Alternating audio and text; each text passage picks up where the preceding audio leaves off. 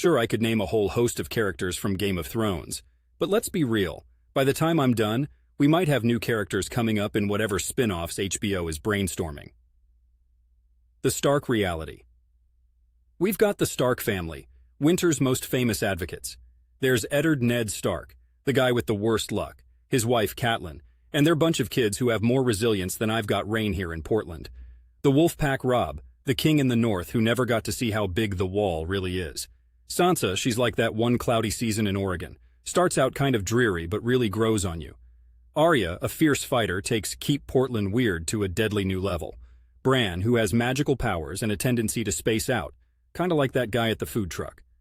And let's not forget Jon Snow, technically not a Stark, but he's the moody guy with a heart of gold who knows nothing, which honestly feels like half the dudes I run into at the local coffee shop. Typical, the Lannister Lions. Then there's the Lannisters, who had the Midas touch for scheming. Tywin, the dad who put business before family, big time. Jaime, the sister-loving knight with a redemption arc. Cersei, the queen of mean with a love for wine that rivals our passion for craft brews. And Tyrion, the clever one who would fit in at a Portland bar sharing insights about the meaning of life. Dragon Mama and friends Daenerys Targaryen. She's all about breaking chains and making claims, with dragons in tow. Can't forget her entourage, Jorah, Missandei, Grey Worm, and of course Tyrion later on. Others of note. We've got Littlefinger and Varys, the original sneakerheads dealing in secrets. There's Melisandre, a lot like our unpredictable Portland weather, sometimes helpful with her forecasts but often just shrouded in mysterious mist. Stannis Baratheon, the guy who's as much fun as a tax season. And we can't forget the Onion Knight, Sir Davos, the down-to-earth dude with a heart bigger than Pioneer Courthouse Square.